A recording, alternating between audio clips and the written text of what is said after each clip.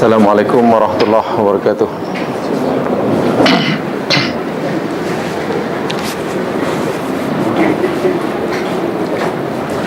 Innal hamdalillah nahmaduhu wa nasta'inuhu wa natubu ilaihi wa nastaghfiruh.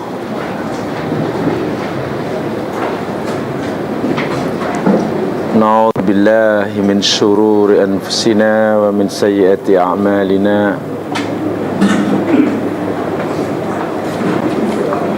May yahdihillahu fala mudilla lahu wa may yudlil fala hadiya lahu.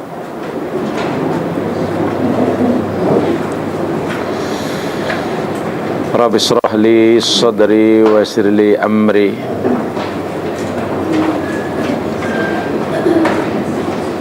wahlul 'uqdatam min lisani yafqahu qawli.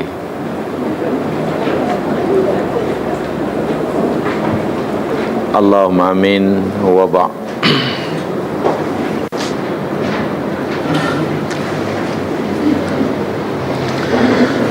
Muslimin muslimat rahimakumullah.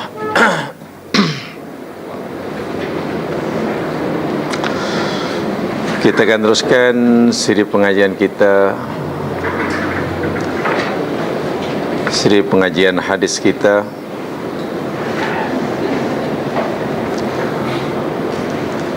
Dan pada siri yang lepas kita telah melekan kitab shalah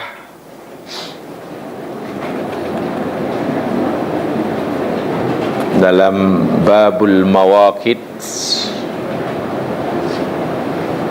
Jadi bab waktu-waktu salat.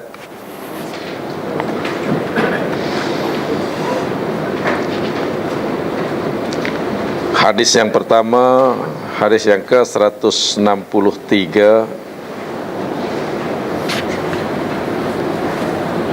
merupakan hadis yang menceritakan tentang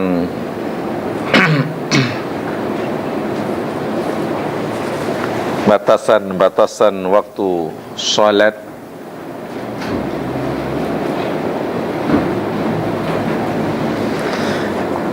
Kemudian dijelaskan dalam hadis-hadis lepasnya 166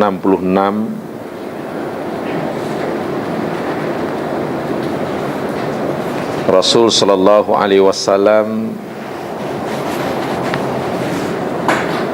amat menyukai mentakhirkan sembahyang Isya.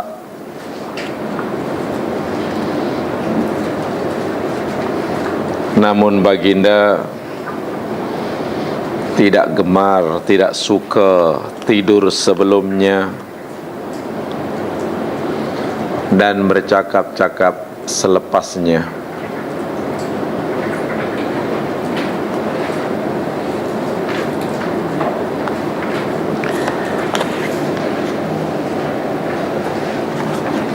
Kemudian hadis yang ke-167,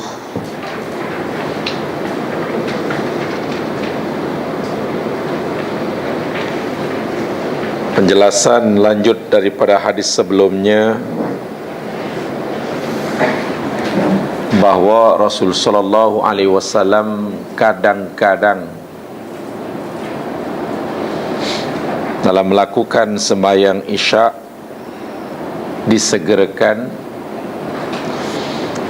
dan kadang-kadang ditakhirkan.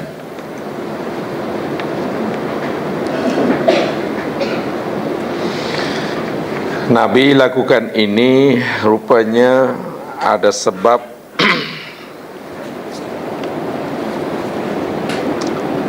Dan di situ dinyatakan bila baginda Nabi melihat jamaah telah berhimpun, telah berkumpul, maka Nabi segerakan. Dan apabila jamaah solat Isya tadi lambat berkumpul, lambat sampai, Nabi takhirkan. Sementara dalam sembahyang subuh di hujung hadis yang ke-167 adalah Rasul sallallahu alaihi wasallam mendirikan sembahyang subuh ketika waktu masih gelap lagi. Seberapa gelap ianya dijelaskan dalam hadis 168 selepasnya.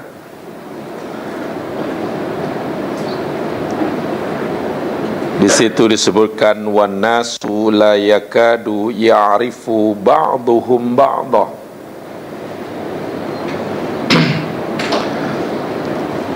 Dan hampir-hampir setiap orang pada masa itu tidak dapat mengenali sebagian dengan sebagian yang lain. Bermakna cuaca masih gelap. Bahasa mereka hampir-hampir sebagian orang tidak mengenali yang lain. Bukan maknanya cuaca dah masih gelap. Berbeza dengan sembahyang maghrib pula dalam hadis 169. Saya sebutkan dulu secara ringkas sebelum kita uraikan, sebab ada kaitan, sulit hendak menjadikan setiap satu hadis dengan berdiri sendiri. Sementara dalam hadis 169, ketika Rasulullah sallallahu alaihi wasallam sembahyang maghrib pula, usai sembahyang maghrib, fayansarifu ahaduna wa innahu la yubsiru mawaqi'a nablih. Tiap seorang daripada kami bersurai balik ke rumah masing-masing, dan ketika itu dia masih dapat melihat tempat jatuhnya anak panah. Maksudnya cuaca masih terang, sehingga sembahyang maghribnya di awal waktu. Habis sembahyang maghrib pun cuaca masih terang, hingga kata mereka seseorang masih dapat melihat jatuhnya anak panah. Nampak yang maghrib kena disegerakan. Subuh tadi pun disegerakan sebab habis subuh masih gelap. Isyak pula ditakhirkan, kadang-kadang disegerakan. Walaupun mentakhirkan sembahyang isyak disukai oleh Nabi, sebagaimana dalam hadis 170 daripada Aisyah radhiyallahu anha qalat tamman Nabi sallallahu alaihi wasallam dzata lailatin bil isya hatta dhahaba amatul lail thumma kharaja fa shalla wa qala innahu la waqtuha laula an asyqa ala ummati. Hadis dirawikan oleh Imam Muslim. Suatu malam Nabi SAW menangguhkan solat isya hinggalah hampir lepas sebagian malam, dan baginda keluar,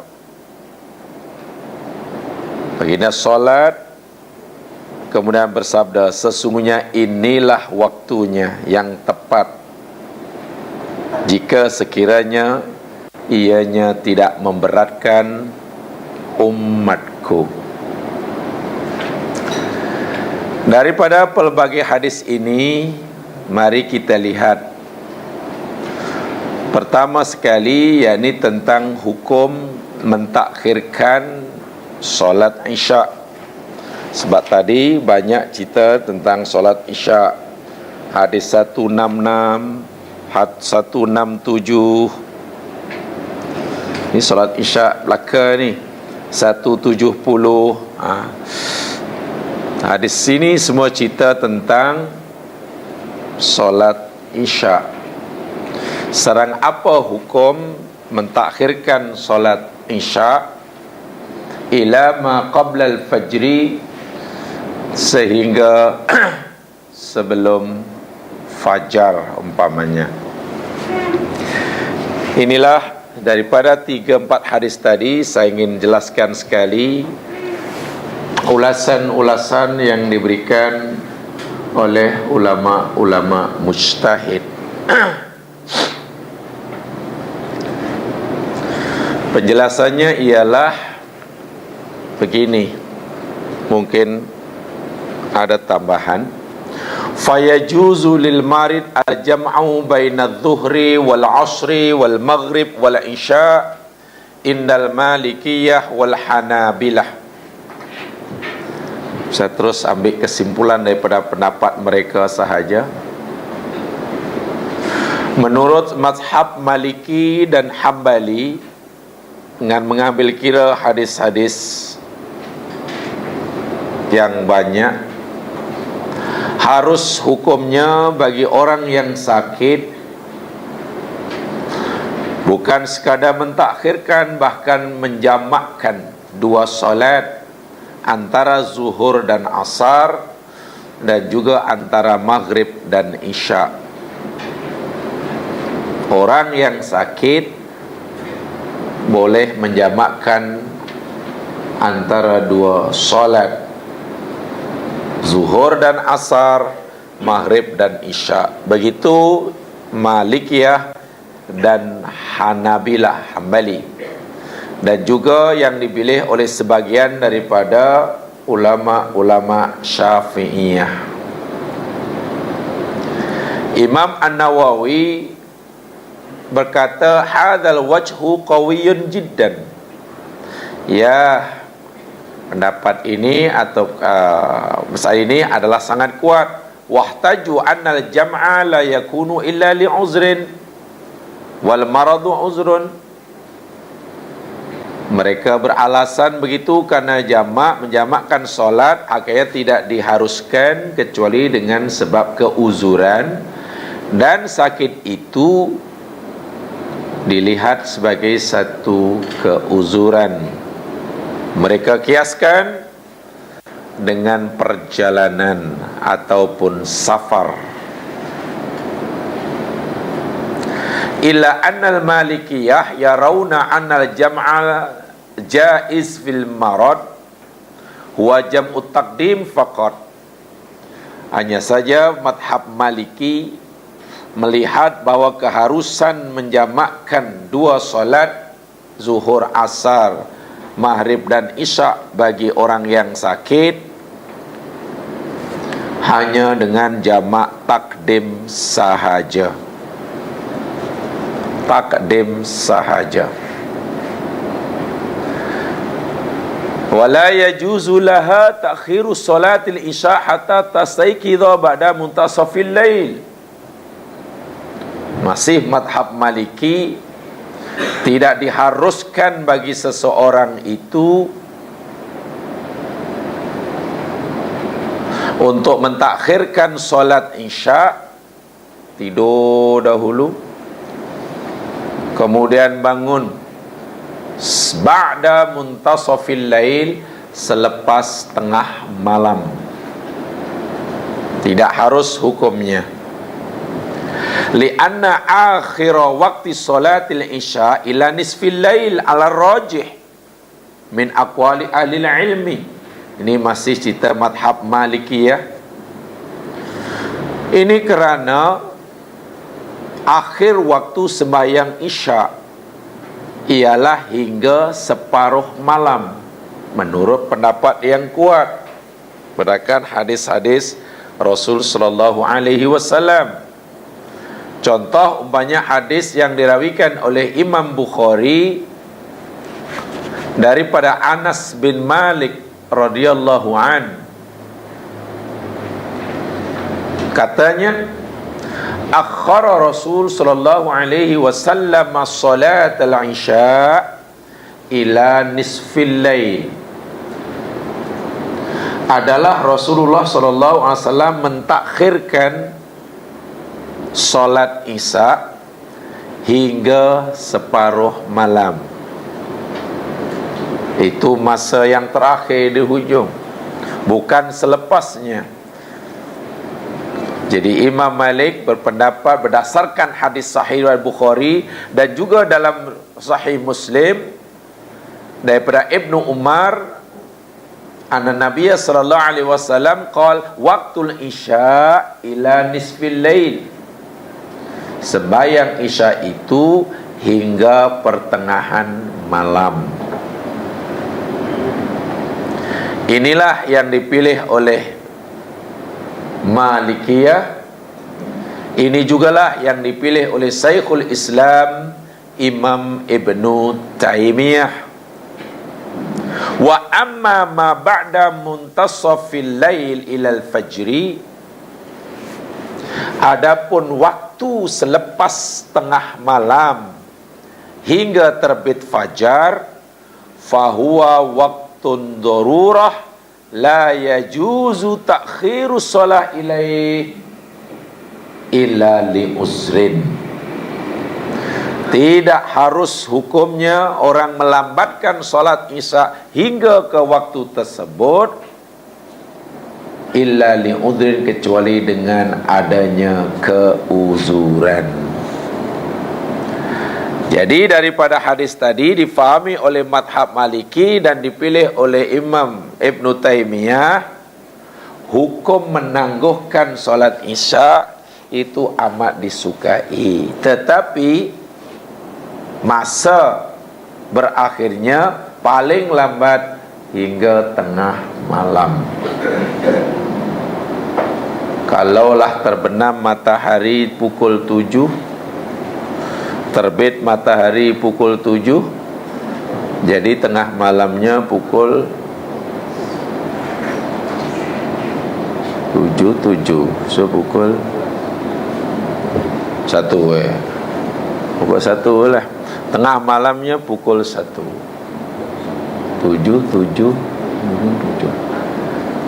itu kalau 7 hingga 7. Masalahnya 7 hingga terbit fajar.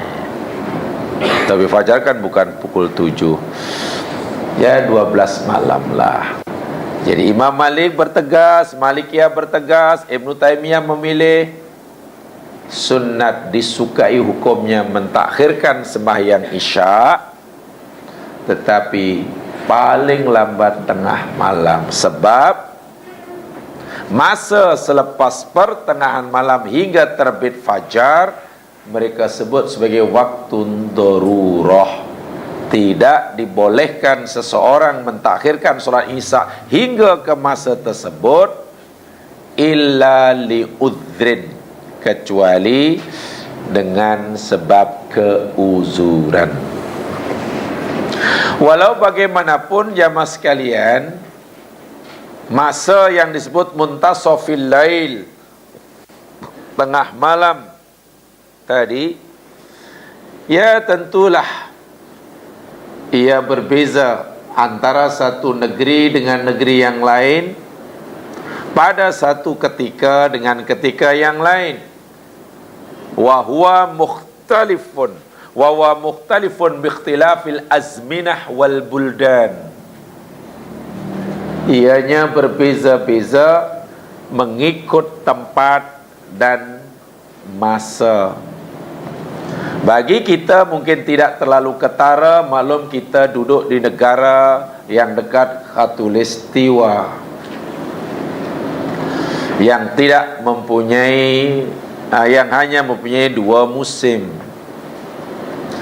Tapi bagi negara yang mempunyai 4 musim dalam 1 tahun, sangat ketara sekali. Perbezaan panjang siang dan panjang malam. Contoh, kalau musim sejuk malamnya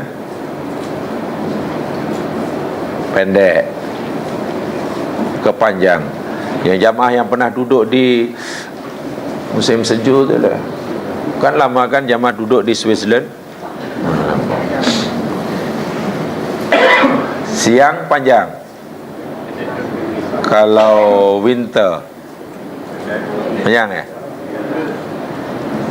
Siang pendek, malam panjang. Siang pendek, malam panjang. Sama pula malam pendek, siang panjang. Ya, karena yang bayangkan kalau umpamanya yang malam pendek, itu pertengahannya dengan dekat sekali itu, Isya dengan subuh. Demikian juga bila malam itu terlalu panjang. Jadi istilah kalau menggunakan ketetapan jam, ya tidak sesuai lah, bergantung. Mungkin bila Isya ditakhirkan hingga separuh malam, ketika malamnya pendek, dah sekejap pula mungkin belum lah rehat, dah masuk waktu subuh. Boleh jadi. Boleh jadi. Jadi di sini saya tadi berubah. Walau bagaimanapun, fa inna ta'khirul isya, fa inna ta'khirul isya ila ma ba'da nisfil lail likauni mutaban lam yakun yambaghi wa in kanat waqtu ada ala waqa'at ada ala rajih. Mentakhirkan isya hingga selepas pertengahan malam, hukum yang paling ringannya mas sekalian, lam yakun yambaghi.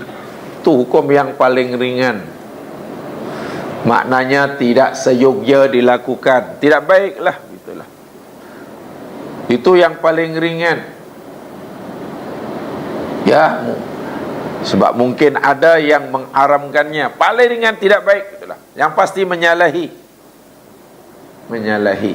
hingga pertengahan malam, kecuali tadi nyatakan karena ia waktu uzur, dipanggil waktu darurat, maka tidak boleh melakukan seseorang itu kecuali dengan sebab-sebab yang tertentu.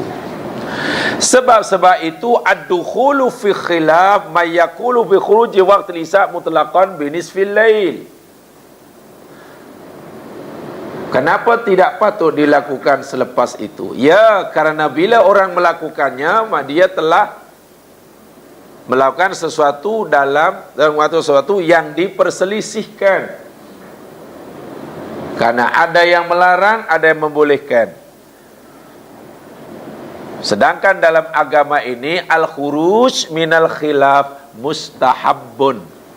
Keluar daripada khilaf itu hukumnya disukai, bukan malah masuk. Sembahyang Isya selepas tengah malam, yakni khilaf. Ada yang melarang, ada yang mengharuskan.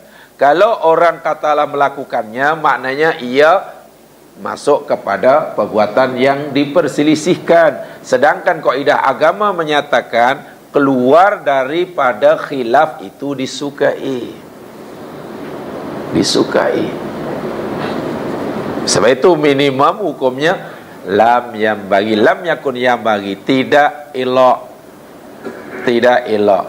Khilaf al-Hanabilah alladzina yu'thimuna bi takhira bi udhrin. Tengok, madhab Hambali bahkan berpendapat dosa hukumnya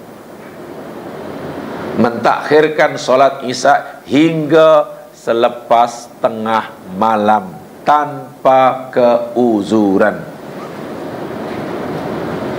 Kalaupun kita nak mentakhirkannya ikut sunnah Nabi, maksimum tengah malam, itu pun Nabi tidak tidur terlebih dahulu. Jadi nak sembahyang Isya, nak lambat-lambat, kena jaga, bukan tidur dahulu. Hanya mungkin kalau penat, lepas itu pukul 8 tidur, baru terjaga pukul 3 pagi, terus sembahyang Isya, ya insyaAllah tidak mengapa. Malikiyah membenarkan, bahkan Hanabilah yang mengatakan dosa hukumnya mentakhirkan tadi pun membolehkan, sebab orang tadi ada alasan. Alasan dia apa? Tertidur.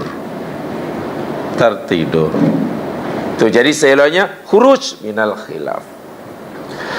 Wa mina an-naumu qablaha Waqad sahhan nahyu Nabi sallallahu alaihi wasallam an dzalik. Jadi tidak boleh tidur sebelumnya karena Nabi melarang itu. Wa kaunuka takumna laila ba'daha la yazulaka takhira ila ma ba'da nisfil lail. Walibara khilaf ulama fi isya naqulu ikhtilaf ulama akhara waktu ikhtiyar isya hal huwa thulusil aw nisfahu aw nisfahu. Itu tentang apa namanya pendapat yang Hanafiyah tadi, Malikiyah yang saya nyatakan tadi. Kemudian jamaah sekalian, ada beberapa perkara, ada perkara mungkin bukan berkaitan dengan yang telah disebutkan tadi. Begini, idza tabayyana hadza fa madhhabul Hanabilah anna sholatal isya ba'da nisfil lail taqau ada, lakin ta'khir wa li ghairil ma'zur la yajuz. Menurut madhab Hambali, bahwasanya solat isya, mengerjakan solat isya selepas separuh malam, hukumnya masih dikira ada. Ada tu maknanya boleh, apa tunai. Lakin takhiruha li ghairil ma'dzur, tapi jika ia melakukannya itu kerana tanpa keuzuran, tidak dibolehkan. Jika ada keuzuran masih dikira ada. Ada itu tunailah, menunaikannya. Syafi'iyah dan Hanafiyah ila ma ba'da nisfil lail waktu jawazil lil isya, bahwasanya sembahyang isya melambatkannya hingga selepas separuh malam, hukumnya harus. Itu Syafi'iyah dan Hanafiyah. Malikiyah dan Hanabilah tidak membenarkan. Malikiyah tidak membenarkannya. Hanabilah, ya terserah jamaah nak ikut mana. Kalau ikut Syafi'iyah boleh, ikut Hanafilah la isma fi takhiriha, tidak ada dosa sedikit pun melambatkannya walaupun hingga separuh, lepas separuh malam. Walakin yakunu khilafal afdal, tetapi perbuatan orang itu menyalahi perbuatan yang utama. Dia utama tapi bukan paling utama. Dia baik tapi bukan yang terbaik. Tengok ya, dalam masalah ini pun keempat madhab yang terkenal hingga hari ini berbeza pendapat. Malikiyah nampaknya sependapat seiring dengan Hanabilah, Hambali, sedangkan Syafi'iyah yakni sependapat dengan Hanafiyah. Wah, kalau dikira Imam Syafi'i tak pernah pun berguru kepada Imam Hanafi. Imam Ahmad juga tak pernah berguru pada Imam Malik. Imam Syafi'i pernah berguru kepada Imam Malik. Imam Ahmad pernah berguru kepada Imam Asy-Syafi'i. Macam mana yang tak pernah berguru dengan orang bersependapat, yang berguru malah berbeza? Sebab Syafi'i, Hanafi, Maliki, Imam Malik, Imam Abu Hanifah, Imam Malik, Imam Syafi'i, Imam Ahmad bin Hanbal. Keempat tokoh ulama Musa ini jamaah sekalian mempunyai hubungan murid dan guru. Imam Malik pernah berguru kepada Imam Abu Hanifah, salah seorang gurunya itulah, bukan satu-satunya. Imam Asy-Syafi'i juga pernah berguru pada Imam Malik, salah seorang gurunya yang Imam Malik lah.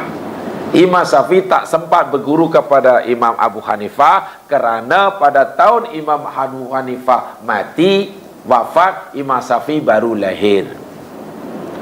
Jadi kalau Imam Syafi'i katalah pernah berubah di Imam Abu Hanifah, bohonglah.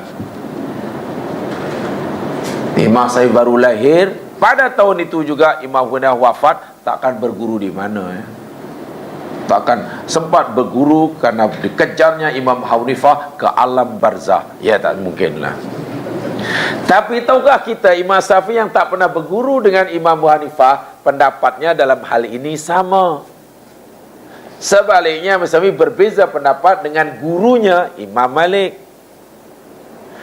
Imam Ahmad bin Hanbal yang pernah berguru kepada Imam Asy-Syafi'i, salah seorang gurunya Syafi'i, berbeza pendapat tentang masalah ini. Sebaliknya Imam Ahmad bin Hanbal yang tak pernah berguru dengan Imam Malik sependapat dalam perkara ini. Itu dalam kes ini begitulah cerita dia. Jadi tidak ada masalah rupanya bab fikah ni ya, berbeza pendapat tidak. Tak semestinya guru ikut apa, murid ikut gurunya. Tak semestinya. Bahkan murid ikut kepada gurunya. Tak apa.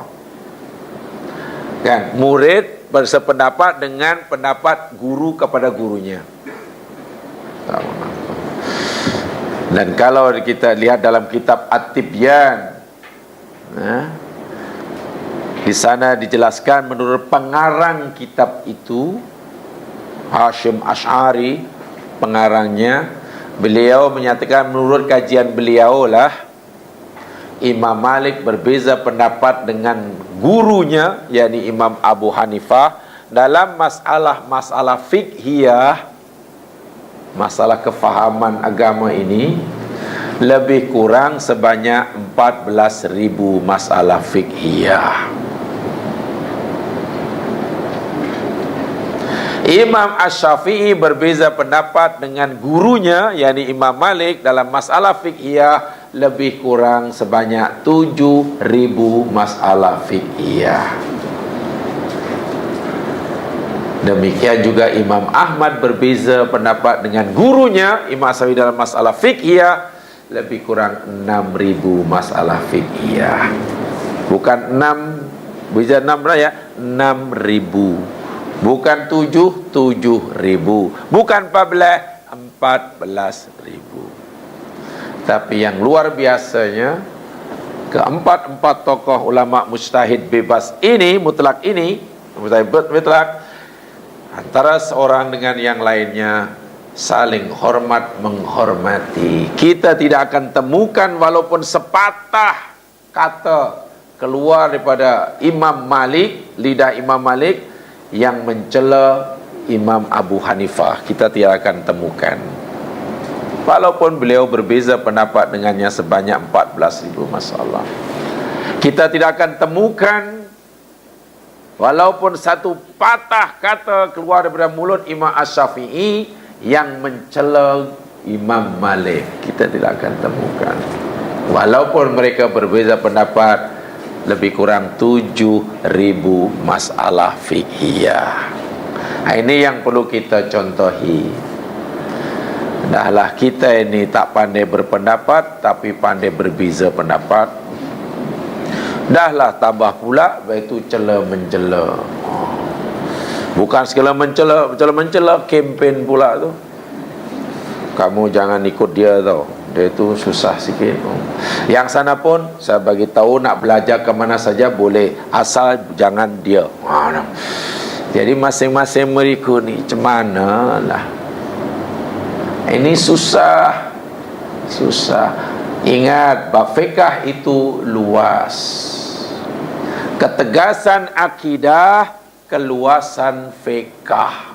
Ini yang perlu dipegangi. Dalam masalah akidah tegas, tapi dalam masalah fikah ada wus'ah, kelapangan. Dan lapangnya pendapat dalam fikah inilah memberi kemudahan kepada kita. Kenapa mereka berbeza pendapat? Itu tadi saya katakan, hadisnya bermacam-macam. Lalu apa hukumnya? Sebab kadang disegerakan, kadang ini. Sebab dalam hadis kadang-kadang Nabi sampai setelah itu dan sampai kadang mentakhirkan, kadang-kadang menyegerakan, dan seterusnya. Fa innal wajib alaika, walaupun demikian jemaah sekalian, yang perlu diambil berat oleh kita dalam perkara ini ada ussolah fi waktiha. Ini yang tidak diperselisihkan. melaksanakan, menunaikan solat tepat pada waktunya. Ini yang tidak diperselisihkan. Dan juga yang tidak diperselisihkan sabda Rasul, afdalus solati fi awali waktiha. Seutama-utama solat itu dilakukannya pada awal waktunya. La yajuzu ta'khirul isya hatta yakhruja waktuha. Tentulah tak boleh. Tidak boleh mentakhirkan solat isya hingga habis waktunya. Walaupun mereka berbeza pendapat bila berakhirnya. Syafi'i sependapat dengan Hanafi, Malik sependapat dengan Ahmad bin Hanbal sependapat dengan Malik. Amman naum qablaha, berdasarkan hadis yang ke mana tadi? Ke 170 ya. Oh iyalah.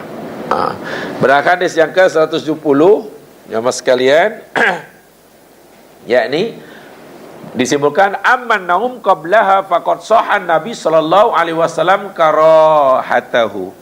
Adapun tidur sebelum melakukan sembahyang Isya karena nak mentakhirnya tidur dahulu, ya di sesuatu yang tidak disukai oleh Nabi. Ini yang perlu dijaga. Kalau orang nak qiyamul lail tidur dahulu disukai. Orang yang nak qiyamul lail tidur terlebih dahulu disukai. Tapi orang nak mentakhirkan solat Isya tidur dahulu tidak disukai. So ada bezanya.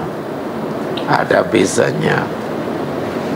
Waqad akhrajal Bukhari wa Muslim wa ghariha. Itu telah dikeluarkan oleh Imam Muslim dan juga Imam Bukhari di dalam hadis yang ke-166 maksudnya. Yang saya baca hadis 166 tadi, la yuhibbun naum qablaha wal hadis ba'daha. Di situ dinyatakan kana yakrahun naum qablaha wal hadis ba'daha. Adalah Nabi tidak suka. Yakrah itu tak suka.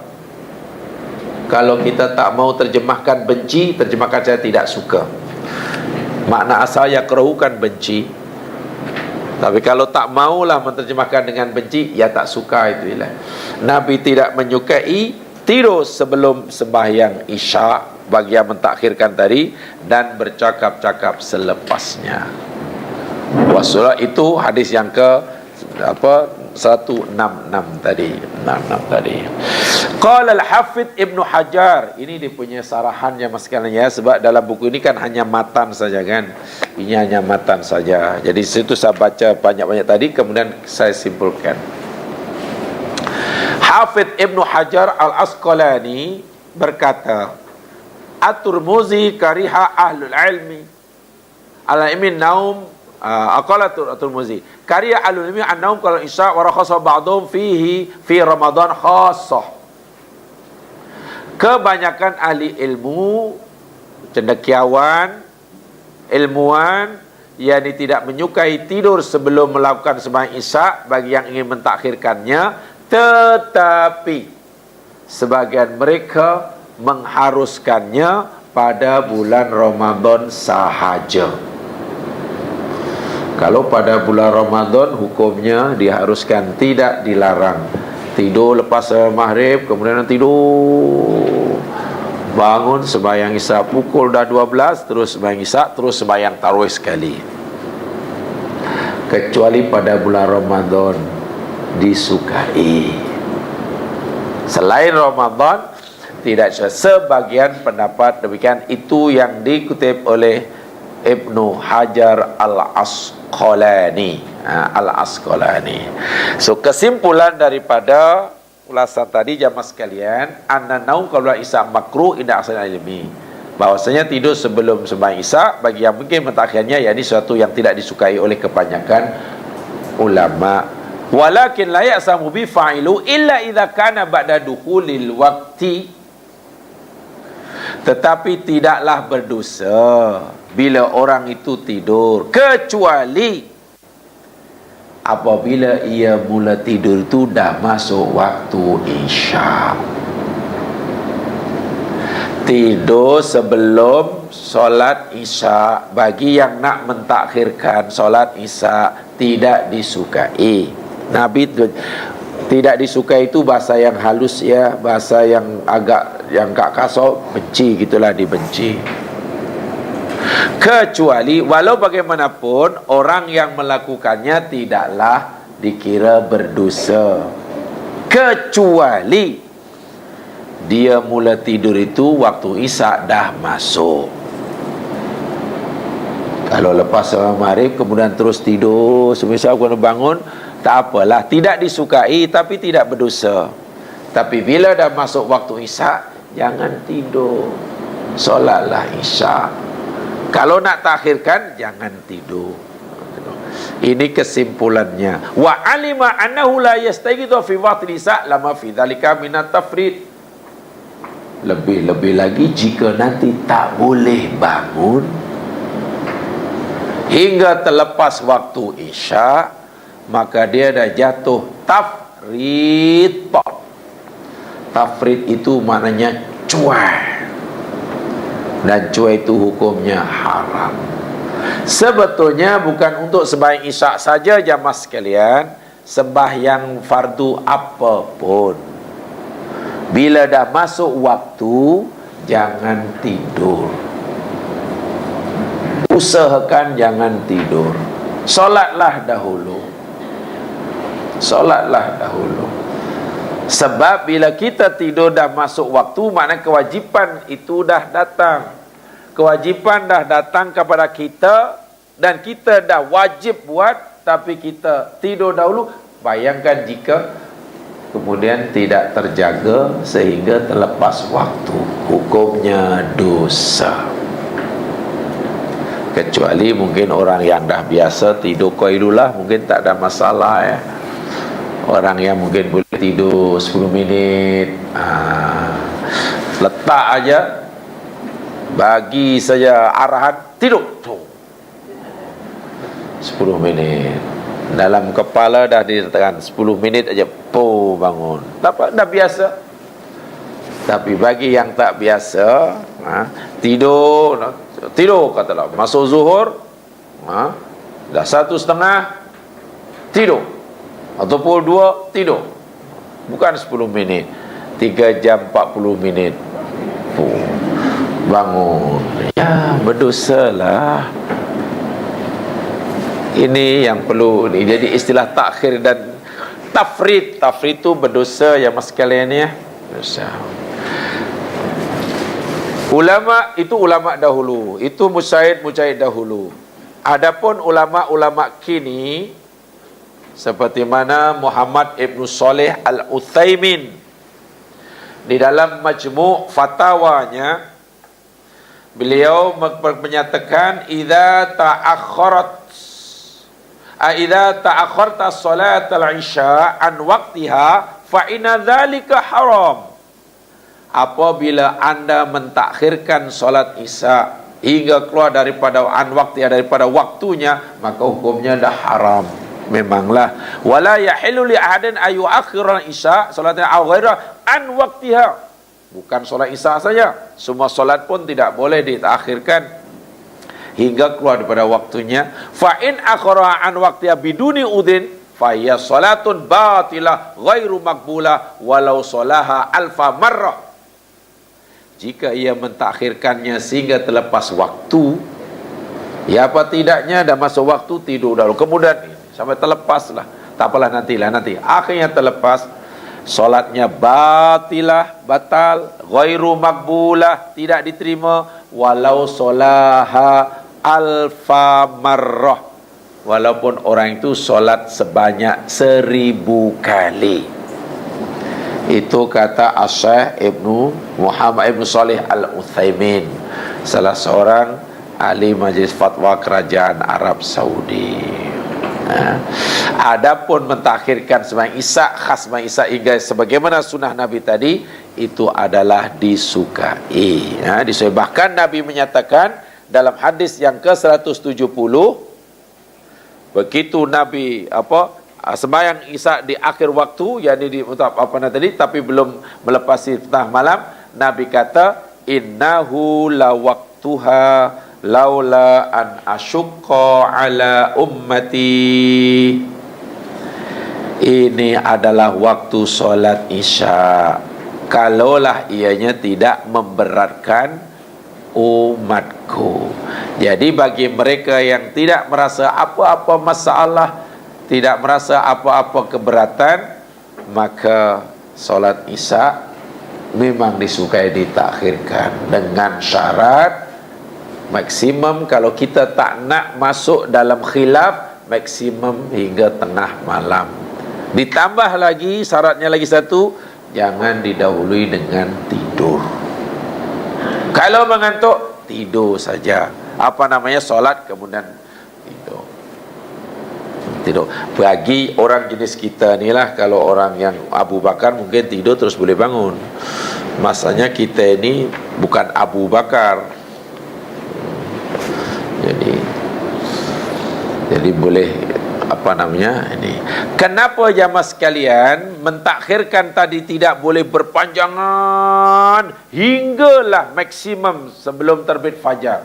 Tapi kenapa hanya setengah malam? Ini pendapat yang kuat sebenarnya tengah malamnya, walaupun Syafi'iyah dan Hanabilah Hanafiyah boleh selagi belum terbit fajar. Tapi yang kuat yakni hingga tengah malam. Apa alasannya? Li'annal ahadis al-waridah an Nabi sallallahu alaihi wasallam yatadullu ala anna awqati salati ila nisfil lail faqat. Karena hadis Nabi telah menyatakan bahwa akhir sembahyang Isya itu hingga pertengahan malam sahaja. Wa ma baina nisfil lail ila tulil fajri laisa waqtan li salatil mafruḍah. Waktu antara tengah malam hingga terbit fajar bukannya waktu bagi solat fardu. Kama anna ma baina tulu'i syamsi ila zawaliha laisa waqtan li sholatil mafruḍah. Sebagaimana waktu antara terbit matahari hingga tergelincirnya matahari bukan waktu bagi sembahyang fardu. Kalau kita kembali kepada hadis yang pertama, yakni hadis 163, kalaulah kita jadi itu alasannya jadi kuat memang. Yang satu bukan tempoh hari, waktu solat 5 waktu ini rupanya tidak bersambung semuanya. Ada gap. Selama ini kita mungkin menerima karena itu pendapat Syafi'iyah, yang ada gap hanya antara subuh dan zuhur. Yang kita ada gap. Tapi kalau berdasarkan pada Imam Malik dan Imam Ahmad bin Hanbal, hadis-hadis sahih, dan nanti saya tunjukkan ayat Qurannya sebab pendapat ini lebih kuat. Yang ada gap tentulah antara subuh dan zuhur tu ada gap lah. Mulai terbit matahari hingga tergelincir bukan waktu sembahyang bagi sembahyang fardu. Yang ada waktu sembahyang bagi sembahyang sunat. Duha, sembahyang jenazah, sembahyang tahiyatul masjid. Kan sembahyang tahiyatul kan tidak mengenal masa kan. Asal masuk masjid aja sembahyang lah. Sembahyang mayit atau sembahyang atau lepas habis wuduk sembahyang pun terus boleh. Antara zuhur dengan asar ini memang bersambung. Habis ada zuhur, bila berakhirnya waktu zuhur, masuknya waktu asar. Tapi nampaknya dalam hadis yang ke-163 yang telah kita pelajari, antara asar dan maghrib ada gap waktu dia. Yakni kan hingga habisnya waktu asar sehingga antasfaros samsu, isfaratis samsu, matahari sudah berwarna kekuning-kuningan. Maknanya sudah nampak begitu bulat besar hingga nak tenggelam. Itu sebenarnya waktu asar dah habis tu. Jadi sekejap. Antara maghrib dan isya bersambung. Antara isya dan subuh rupanya adalah gap sedia. Kata Malikiyah dan juga Hanabilah. Syafi'iyah bersambung. Semuanya bersambung kecuali satu. Alasan yang digunakan oleh Malikiyah dan Hanabilah lebih kuat. Di samping hadisnya kata begitu, juga firman Allah yang mereka bawakan. Coba lihat jamaah sekalian firman Allah Subhanahu wa taala di dalam surah, kalau tidak Al-Quran tidak mengapa, saya tunjukkan saja ayatnya. Di dalam surah Al-Isra. Ini dalil dia.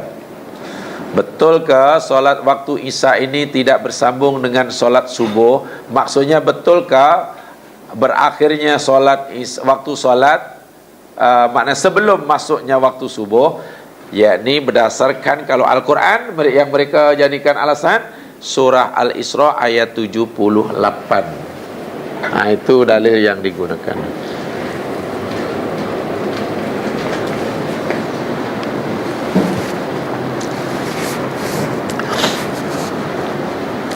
Surah 17 ayat 78, Aqimis sholata liduluki syamsi ila ghasaqil lail wa qur'anal fajr inna qur'anal fajri kana mashhuda. Artinya, dan dirikan oleh kamu solat liduluki syamsi, kerana duluki syamsi, apa ya, dulu tergelincirnya matahari, ila ghasaqil lail, hingga gelapnya malam, wa qur'anal fajr, dan juga bacaan waktu fajar, maksudnya waktu subuh, sembahyang subuh. Inna qur'anal fajri kana mashhuda, adalah bacaan waktu fajar yang di solat subuh itu adalah disaksikan. Di situ ada perintah, ini ada perintah Allah, dirikan solat bermula li duluki syamsi. Duluk itu maknanya zawal, tergelincir. Matahari tengah hari berada nun di titik zenith di cakrawala sana. Beberapa saat, beberapa menit kemudian matahari sudah condong ke arah barat. Condongnya matahari meninggalkan titik zenith di angkasa, di cakrawala, itulah dipanggil duluk atau zawal, masuk waktu zuhur. Hingga bila kita disuruh salat daripada ini, ghasaqil lail. Ghasak itu jamaah sekalian, ghasaqul lail ay nisfahu. Yang dimaksudkan gelapnya malam ialah separuh atau setengah malam. Wa huwa alladhi yatimu bil ghasaq wa huwa adzulmah. Jadi makna ghasaqil lail, gelapnya malam, mana hingga tengah malam. Sebab itu ada lagi perintah wa qur'anal fajri, diasingkan. Tengok, waktu solat subuh dengan waktu solat sebelumnya diasingkan. Wa qur'anal fajri, kan diasingkan di situ. Diasingkan menunjukkan bahawa waktu antara habis waktu solat Isya dengan waktu subuh ini ada waktu kosong. Waktu kosong. Ini dalil Al-Quran yang dipilih. Yang dipilih. Jadi kesimpulannya seperti yang saya katakan tadi, ini ada, itulah pendapat yang berbeza tadi. Sebab cara mereka melihat waktu solat berbeza, maka nanti dalam melaksanakan pun tidak sama. Faminnal zawal ila nisfil lail kulluhu awqatu solawati mutawaliyah. Bermula daripada tergelincirnya matahari hingga tengah malam, semuanya itu ialah waktu-waktu solat yang berterusan, bersambung. Jadi nampaknya di sini pendapat Imam Syafi'i masuk ke dalamnya lah. Dirikan solat bermula tergelincir matahari hingga tengah malam. Ghasaqil lail ayat tengah malam. Ini bermakna waktu antara tergelincir matahari hingga tengah malam, waktu-waktu solat yang bersambung, mutawaliyah, berterusan. Fayadkhulu, maka di situ waktu zuhur bizawal. Sumantaha, habis waktu zuhur, masuklah waktu asar, mubasyarah, dengan cara langsung. Sumayantahi, tunggu sekejap saja, bukan lama sangat. Mungkin untuk mendirikan solat tak cukup 4 rakaat tu. Ketika matahari sudah berwarna kuning, sudah sekian bagiannya peratus sudah mulai nampak tenggelam, itu beberapa ketika bersaat akan terbenam itu. Ya, break sekejap sehingga menunggu terbenam matahari. Terbenam matahari start waktu maghrib. Habis waktu maghrib bermulalah waktu isya dan berakhir hingga pertengahan malam. Walihada fasala salatul fajri wahdaha. Sebab itu dalam ayat ini perintah solat subuh diasingkan dari solat-solat sebelumnya. Wa Qur'anal fajri. Diasingkannya itu menunjukkan bahwa berakhirnya waktu solat bukan sebagai tanda masuknya waktu subuh. Jadi ada jarak masa. Sebab diasingkannya, dipisahkan. Jadi salatul fajr disebut wahdaha, berdiri sendiri. Li'annaha la yattasilu biha waktu, la latu biha waktu qablaha, wa la tasilu biha waktu ba'daha. Karena perintah waktu subuh, yakni tidak bersambung dengan waktu sebelumnya, dan waktu sebelumnya pun tidak bersambung dengan waktu subuh. Ada masa. Itu alasan. Jadi dari hadis ada, daripada segi Al-Quran pun ada alasannya. Ada alasannya. Adapun kalau salatul asri la ghurubi samsi darikan waktu yang tidak ghurubi samsi, kali ayat itu sudah nyatakan. Adapun waktu asar hingga terbenam matahari, itu ada hadis yang lain, ya, ada hadis yang lain, yakni hadis yang macam mana kalau waktu asar itu hingga terbenam matahari? Oh ya, hadis lepasnya nanti. Hadis yang ke 173 nanti ada. 173 nanti di sana ada. Jadi itu penjelasan tentang hingga hadis yang ke 170. 70. Sekarang jamaah sekalian, penjelasan hadis yang hadis ke 171. Hadis 71. 171. A'udzu billahi minasyaitonir rajim. An Abi Hurairah qala Rasul sallallahu alaihi wasallam, Nabi bersabda, idza shtaddal harru fa'abridu bis shalah. Apabila hari itu sangat panas, cuaca sangat panas, apalagi di Madinah bila panas mungkin 52 centigrade, panas sungguh. Fa'abridu bis shalah, Nabi kata, tunggulah hingga sejuk, hingga tak panas. Tunggulah mungkin sejam. Kalau sejam masih sejuk, tunggu lagi sampai sejuk. Di sini menunggu sejuk ini berapa lama? Sebab nanti dah 2 jam pun masih panas pula. Yang pasti tidaklah sampai menunggu hingga masuk waktu asar. Yang pasti tidaklah menunggu hingga masuk waktu asar. Yang pastilah, yang pasti itu.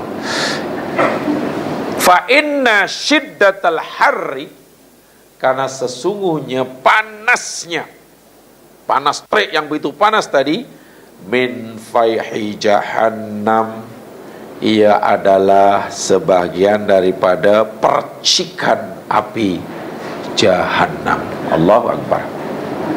Percikan itu pun macam itu ya. Itu baru percikan dia. Hadis sahih riwayat disepakati Bukhari dan Muslim. Ya, disepakati oleh Bukhari dan Muslim. Tetapi ada hadis yang lain di bawah, mungkin ada di sini ada ke tidak ya? Oh, dalam buku ini tidak ada. Sebetulnya kalau ada yang buku yang satu, zaman buku Bulughul Maram yang lama ada. Jadi daripada Khabbab, syakauna ila Rasul sallallahu alaihi wasallam hararamda fi jibahina.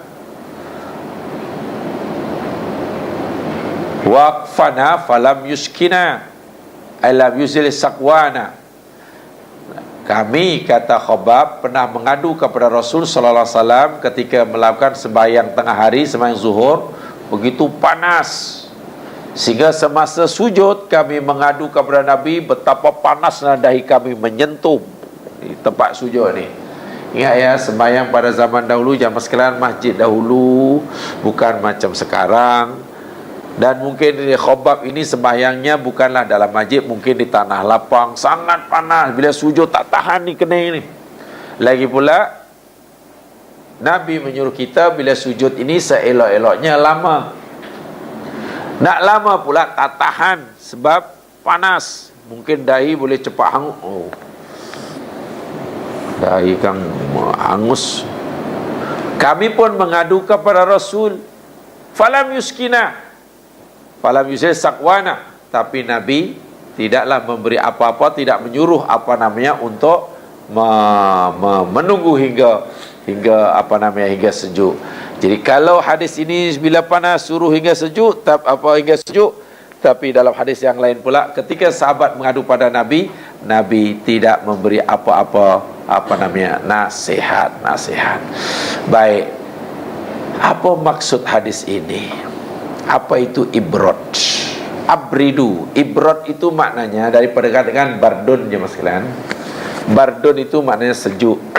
Jadi ibrod maknanya menunggu hingga waktu sejuk. Ibrod.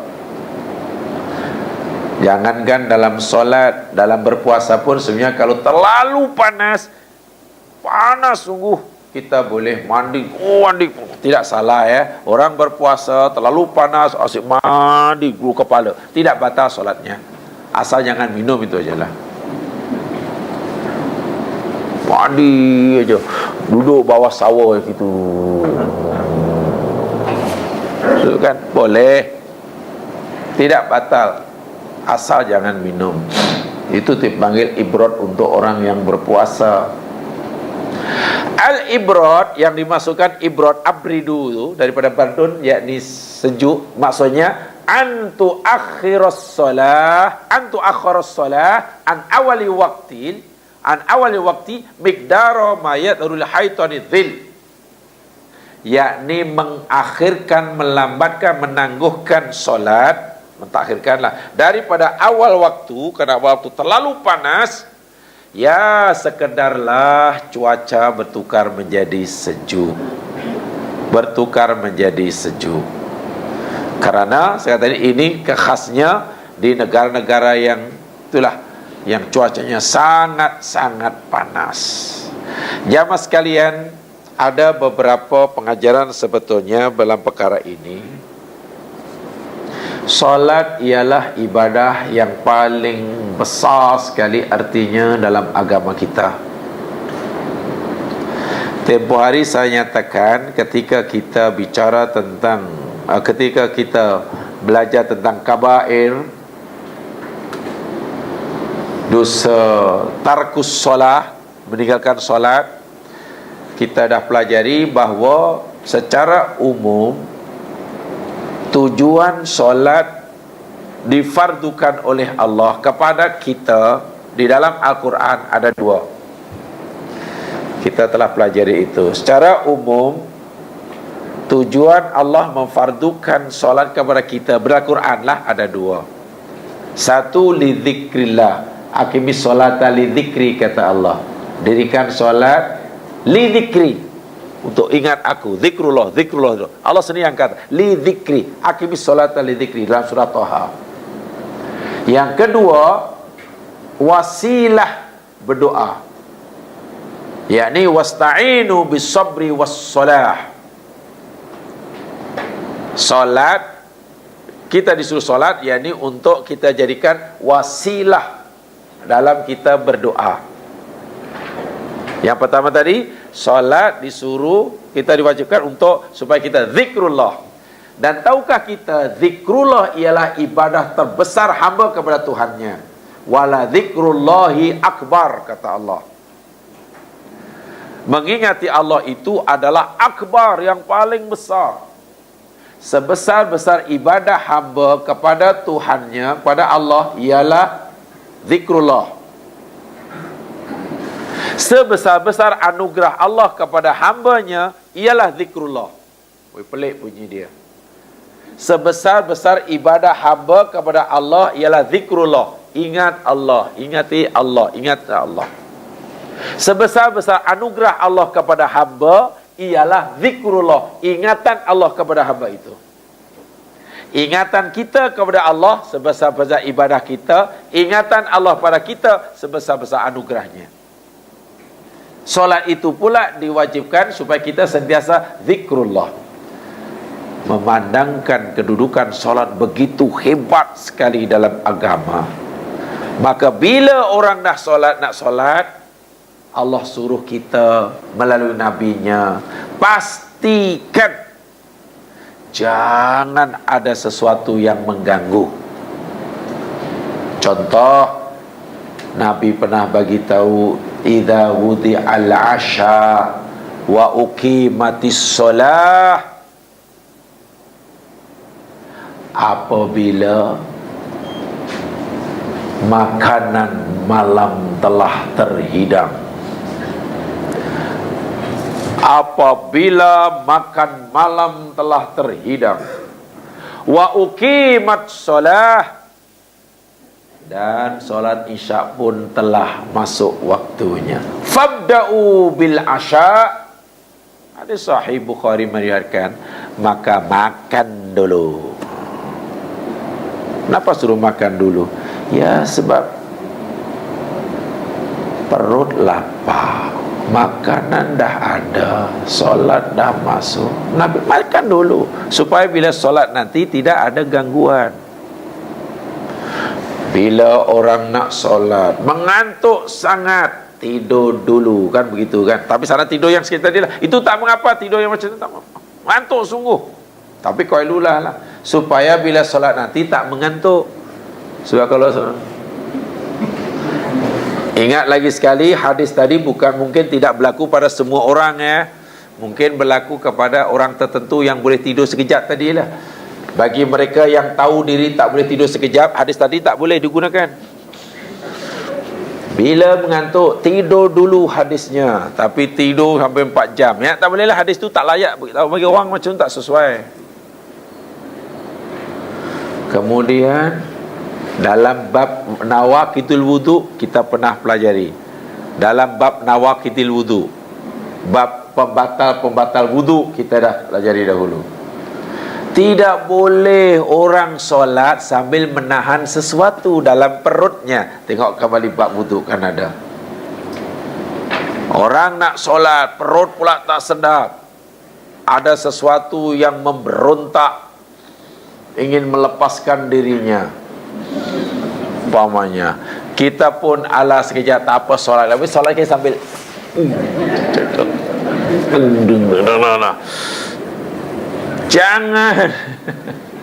jangan ada gangguan. Sebab itu nak solat cuaca terlalu panas, ya tak khusyuk lah. Tunggu sejuk biar khusyuk. Ada yang berkata demikian ya Mas Yan. Saya fikir tidak salah. Hanya masalah orang terima atau tidak, ya namanya pendapat. Katakanlah masjid atau surau, lebih-lebih lagi surau itu atau masjid itu rendah aja dia punya bumbung. Yang jamaah pula ramai. Maklumlah sembahyang tarawih ramai. Dia ramai, maklum sembahyang tarawih, bukan sembahyang fardu. Jadi bila ramai, lah bumbung pula rendah, kipas jarang-jarang, ya berpeluh-peluh lah jemaah, berpeluh-peluh jemaah dia. Dalam keadaan seperti itu, adalah orang yang berpendapat sekarang, ya peringkat sudah wajiblah membubuh ekor, pasang ekor dah wajib. Sebab kalau sembahyang semua sambil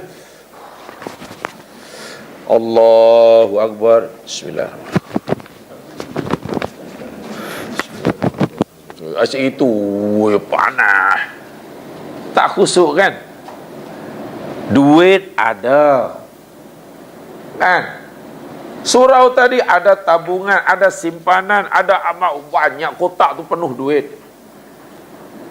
Saya fikir masjid dan surau tidak perlu punya simpanan yang banyak di bank. Tidak perlu. Buat apa simpanan banyak-banyak kan?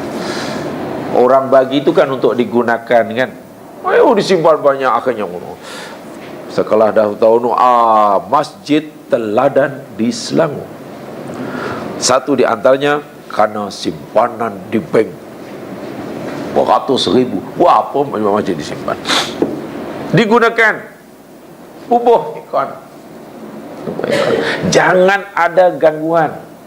Sebab itu bagi Pak Imam zaman sekarang, pada zaman Nabi tugasnya dah lebih. Dahulu pada zaman Nabi senang aja kalau Pak Imam pada zaman Nabi. Dia hanya pastikan soft, lurus dan rapat. Tu je. Itu sunnah Nabi. Sama ada ditunjuk atau dibagi arah sudah. Sawu sufufakum, sawu. Dah. Sekarang ditambah, luruskan dan rapatkan soft dan matikan telefon bibir anda. Kena ada tambah lagi satu. Ya kena dulu tak ada tu. Jadi bila sekarang Pak Imam tambah itu, jangan dikata bid'ah. Sebab bila nanti sedang dah Allahu Akbar dah tiba-tiba coba telefon tak dimatikan, tak di silent mode kan, tiba-tiba ada panggilan, bukan main kuat dia punya volume dia, ringtone pula, ding ding ding dong ding ding ding ding dong ding ding ding ding ding dong ding dong ding. Lekan kacau satu bunyi belik-belik kan dia punya itu dia. Ada yang itu, ada yang susah. Ada yang cucu menangis lah, bunyi telefon macam-macam lah ringtone dia. Nangis lah, ada minta maaf, ada yang wang flash tandas lah. Jadi bila Pak Imam tambah lagi arahan tu bukannya bid'ah. Itu pun karena diperingatkan, dah diingatkan Pak Imam, ada lagi stiker matikan pun masih juga akhirnya tengok bila dah kuat nik tengok semua mesti dah tak fokus lagi, tak khusyuk. Yang punya telefon serba salah, aku nak ambil ni kocek dalam tu, kena buka ni, lepas tu kocek tu kan ada zip pula, kena kan macam ini pula. Kalau aku nak ambil kan batal pula, kalau tidak pun tak. Tengok susah.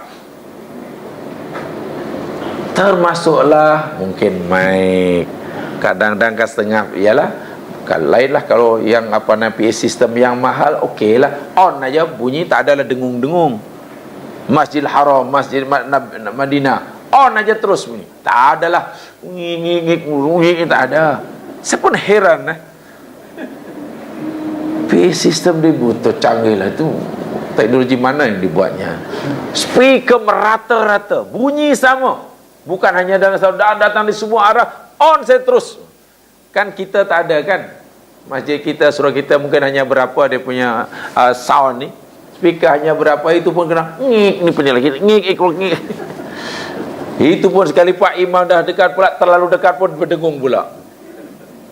Ada tempat kami dahulu pun saya rasa, bagi saya lah tidak salah bagi Pak Imam bila katalah terjatuh apa dia punya mic dia kan, bila terjatuh tu bunyi je mas sekalian. Itu bukan makin pelan, makin Pak Imam ni dah jatuh dulu, itu katalah baru dapat 1 rakaat, sembahyang pula 3 rakaat. Jahlah kayaknya imam baca tak dengar dan mengganggu. Apa salahnya Pak Imam tadi ambil? InsyaAllah tidak salah. Saya mengikuti pendapat ini, InsyaAllah tidak salah, daripada membiarkan dan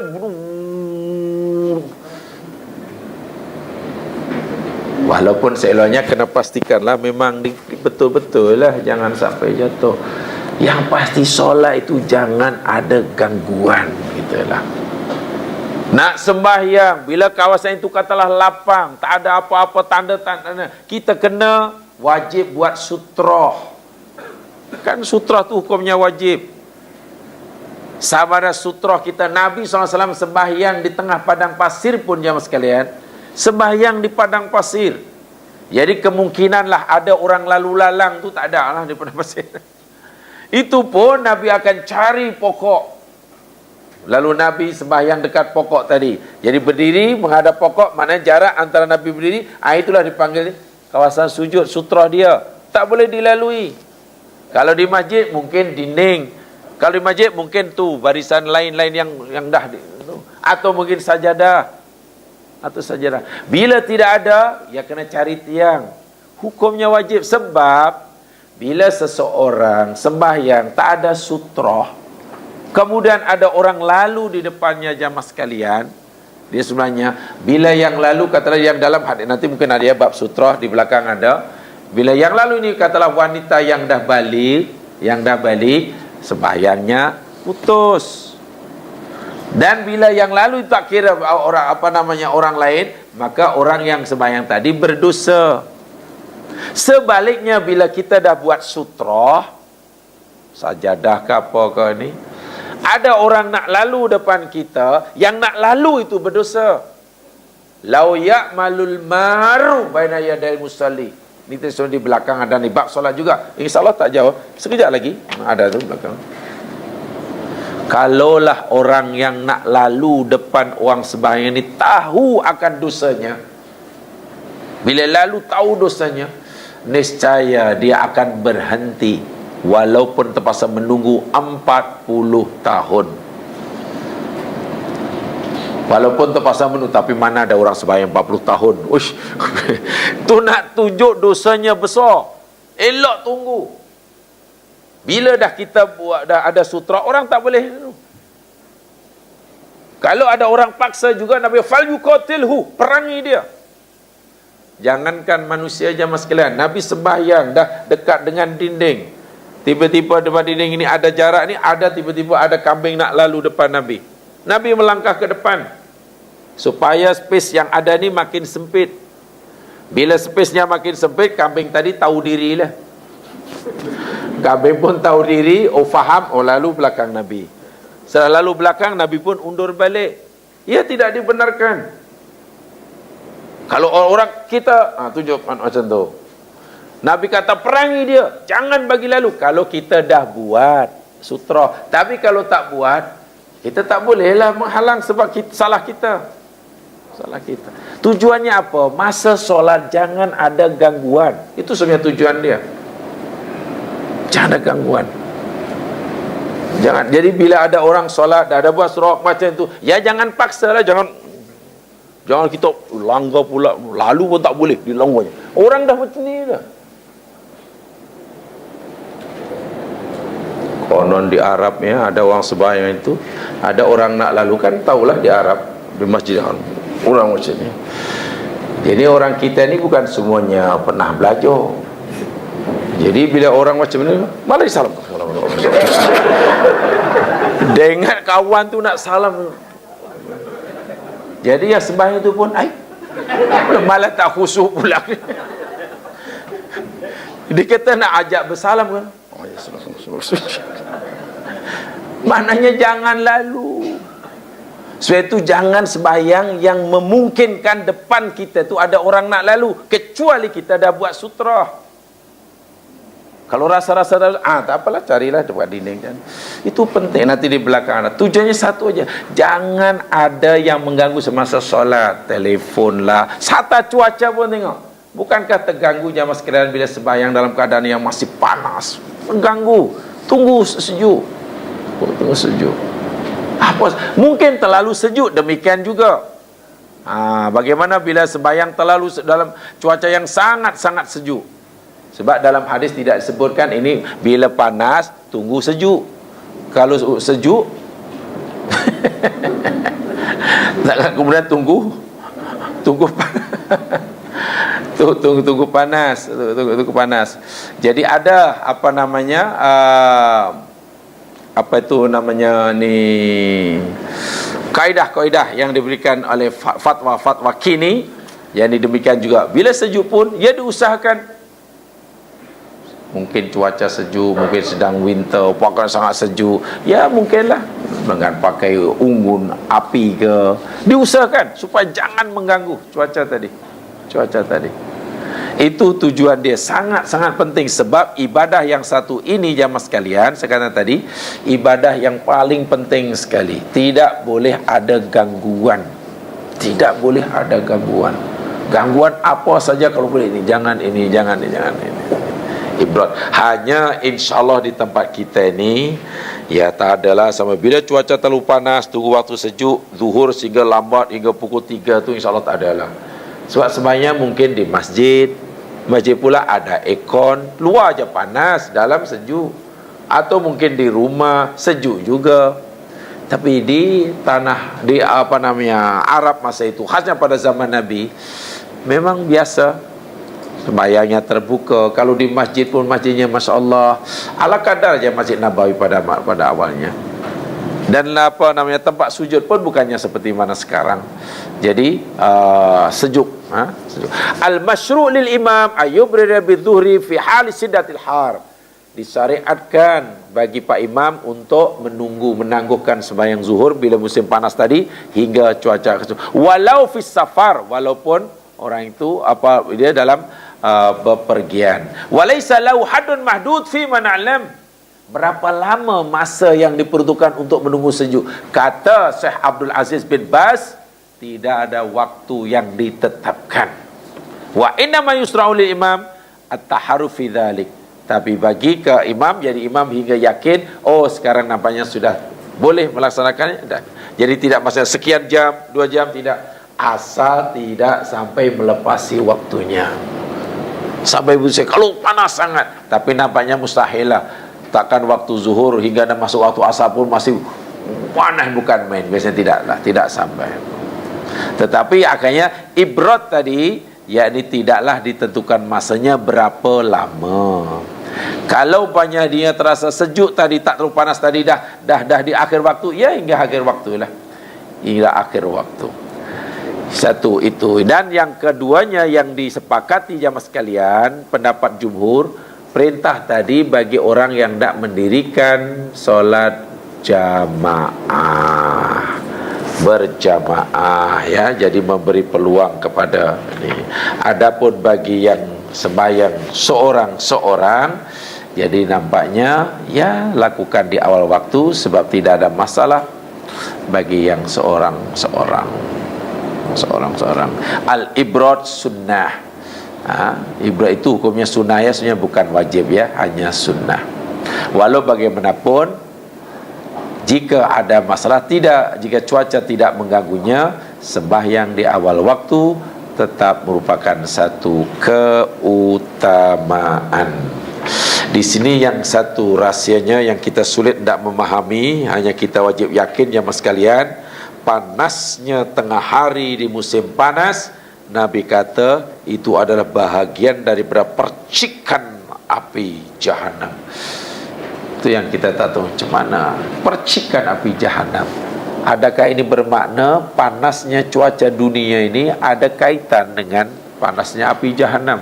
Kalau percikan, ya maknanya ada kaitan lah. Maknanya ada kaitannya. Itu pun hanya percikannya, ya. Hanya percikannya. Jadi disuruh menangguhkan. Kata Ibnu Rajab menyatakan dalam syarahnya, hatta ra'aina fai'ut talawul, sehingga kami nampak matahari betul-betul dah condong, wa ba'udat an wasatis sama, matahari tadi seolah-olah jatuh jauh daripada tengah langit. Kalau zuhur itu begini, ini dah betul-betul dah jauh dah jatuh, barulah sembahyang zuhur. Karena tujuannya yakni supaya ibrat tadi, dapat ibrat tadi. Jadi hakikatnya, ringkasnya, tidak ada masa yang ditentukan berapa lama menangguhkan waktu solat zuhur tadi. Tidak, asal tidak sampai terlepas waktunya. Tetapi dari segi logik memang tak mungkinlah takkan hingga habis waktu zuhur masih panas berdentum, asal tak mungkin lah. Itu tidak mungkin. Di Arab Saudi pun tidak mungkin, asal masih panas tak tahan, tidak mungkin. Hanya dari segi hukum, selagi tidak melepasi waktunya. Dan hikmahnya yang ketara, saya ulangi sekali, solat adalah ibadah yang paling penting. Dalam melaksanakannya tidak harus ada gangguan. Tidak harus ada gangguan. Ya marhabakumullah, itulah yang Pak saya sampaikan. Beberapa hadis tadi saya coba simpulkan. Yang selepasnya itu cerita tentang sembahyang subuh 1, 2, 3, 4 itu sembahyang subuh. Dan juga selepas itu tentang waktu-waktu yang diharamkan solat. Setiap satu tajuk ini mempunyai banyak hadis. Jadi sebab itu saya bacakan satu-satu tajuk, bukan satu-satu hadis. Ada beberapa tajuk dan setiap tajuk ada banyak hadis. Paling tidak lebih daripada 2 hadis, 3, 4 hadis macam itulah. Jadi tentang ibrad, takhir, solat di akhir waktu. Solat di akhir waktu, bukan sembahyang isya saja, solat di akhir waktu. Khasnya bagi yang sembahyang yang hanya dapat 1 rakaat. Bila dikira ada, maksudnya bila dikira tunai, bila dikira cuai. Itulah. Bila dikira orang itu ada, bila dikira orang itu cuai. Itu ada nanti dalam hadis yang ke 173. Ketiga. Dan selepas itu cerita tentang hadis-hadis yang berkaitan dengan waktu-waktu terlarang. Waktu-waktu terlarang. Jadi saya seperti yang katakan tadi, saya tidak menjelaskan satu-satu hadis, tapi saya menjelaskan berdasarkan tajuk dia, masalah yang ada dalam hadis itu, untuk memudahkan. Itu saja yang sempat saya sampaikan. Mudah-mudahan menambahkan pengetahuan. Jadi saya menambahkan, alhamdulillah kalau dapat diamal. Hanya lagi sekali, seelok-eloknya, yakni kita tidak masuk dalam khilaf, tapi sebenarnya kita keluar daripada khilaf. Apa yang keluar daripada khilaf? Sembahyang di awal waktu. Masuk waktu seolah terus sembahyang. Itu dah yang dah sepakati dah. Dah sepakati. Dan bila kita dah masuk waktu, kalau kita jangan kita tidur. Kecuali mengantuk sangat, silalah tidur, tetapi jenis orang yang boleh bangun sekejap. Itu yang dah sepakati, itulah. Keluar daripada khilaf. Itu yang paling penting sekali, ya, paling penting sekali. Yang benar daripada Allah, ya kullu jadi subhanakallahumma bihamdika asyhadu an la ilaha illa anta astaghfiruka wa atubu ilaik. Innal insana fi khusr ladina amanu wa salihat tawassaw bil haqq. Assalamualaikum warahmatullahi wabarakatuh.